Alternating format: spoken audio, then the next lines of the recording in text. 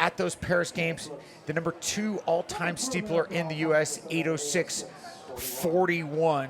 So he leads this field. The 3-time NCAA champion running for the W-Cap squad is Anthony Rotich, number 12 U.S. steepler of all time. Bernard Couture running for that W-Cap squad, a Tokyo Olympic finalist. So we are loaded here, Joshua, top to bottom. Absolutely, and the concentration really goes on Kenneth Rooks. Last year, everyone's seen this dude's amazing run in the steeplechase. He ran so amazing that it was everywhere across on the Olympics and getting that silver medal, number 2 all-time for Americans. But it's going to come down to, can he handle the pressure? And I think Kenneth Rooks is definitely able to handle the pressure of being a silver medalist in the steeplechase. Our wave lights are set for 8:15 flat, and that is the World Championship standard. Couple of runners that need to really get themselves into position. Well, all of them do. Let's face it. Like they all have something to accomplish out here this evening. Duncan Hamilton running for the Swoosh TC. So, and Nike. Last year he was 3rd here at Track Fest. He's the 3rd fastest collegiate ever from his run 2 years ago at the NCAA West Regional when he was at Montana State. So Hamilton sits in 4th at the moment. Also Ed Trippus running for the OAC. The Australian was a Tokyo Olympian and 3rd at this year's Australian National Championships. Again, a guy that is looking to get on a World Championship team. He was there in Eugene. Daniel Machowski, who's leading the field right now, he's now training with Kenneth Rooks a little bit, and he's a very talented runner as well. I think he has the capability of being a top steepler, but just hasn't had the breakthrough race that a lot of these top guys have had. But he has the talent, he has the strength, and he has a lot of grit in him. But what's going to happen when the biggest lights are on and when it's 2 laps left and you have to get over a barrier? That's when the champions are made. He's had a good career. I mean, he was at Indiana. He's strong. He's been in the U.S. Championship final, and I love seeing him up front here, you know, setting this pace and getting this moving and taking a swing at that World Championship standard. And I think we're going to see a lot of times, and definitely in this race, some proving grounds going to Machowski, but then even in 4th place now, Bernard Couture, someone in the Tokyo Olympics where I think a lot of people are like, oh, this is the next generation. He's going to be someone winning the steeple for years to come. But it hasn't been like that for Couture. It's been up and down. It's kind of been a bit inconsistent, but he fully has the capability to being where Kenneth Rooks is at the moment. It's just going to be, when is he going to get there? Joey Barriatua sits in about 7th. Made a big step on like the national scene a year ago, getting into that 8:20 zone, and didn't have a great Peyton Jordan here on 8:20 a year ago. Was Olympic trials finalist.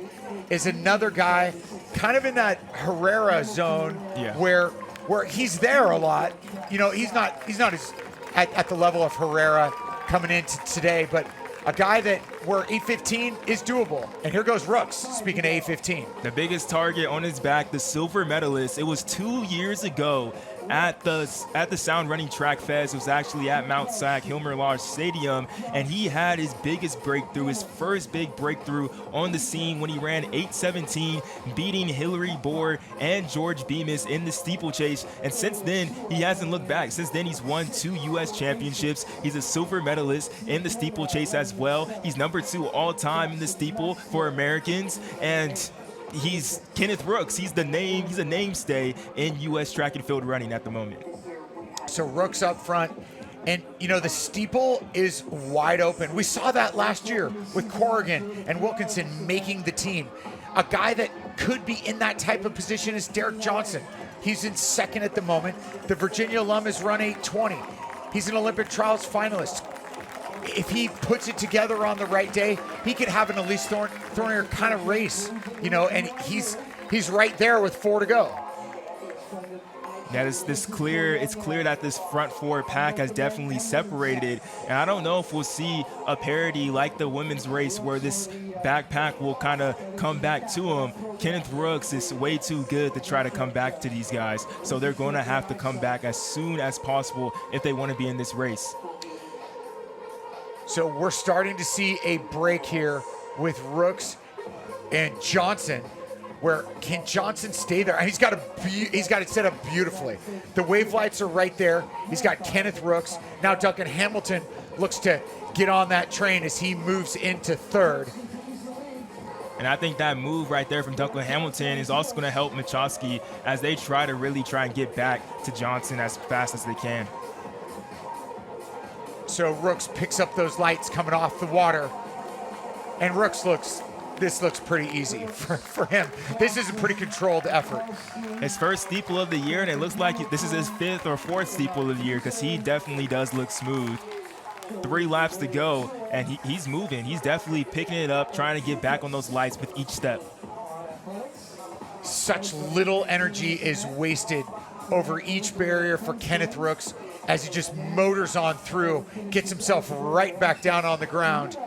And he takes a look over his shoulder, and Rooks, he's got Johnson there, he's got Duncan Hamilton, he's got Machowski, but this is all Kenneth Rooks.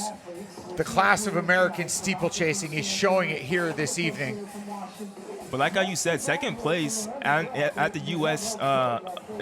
Championships in 10 weeks is very much wide open.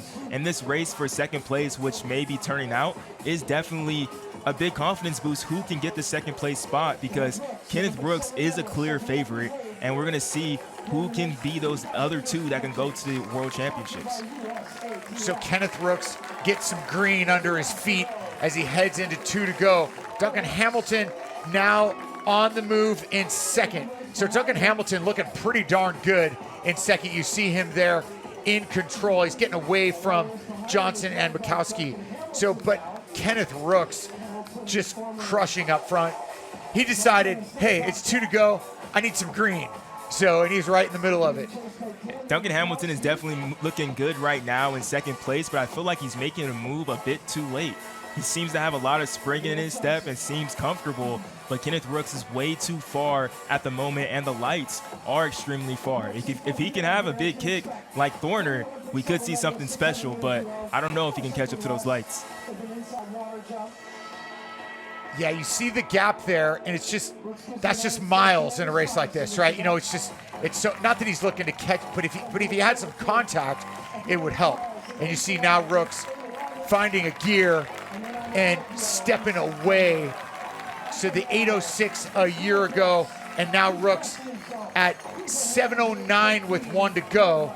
Hamilton is gonna need a 60 to get the standard. Now, if he gets himself close, that's gonna help, right? Yeah. So every second counts here, and Hamilton doing a nice job of bringing those lights back and closing well.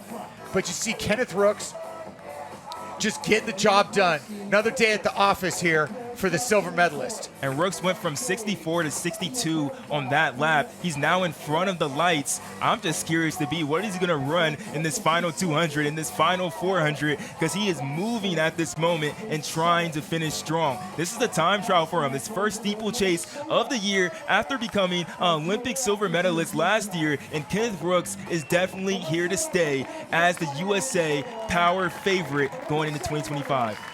The guy is so strong, so powerful, and so efficient. You see him putting it together here, and gonna be a very impressive time for Kenneth Rooks.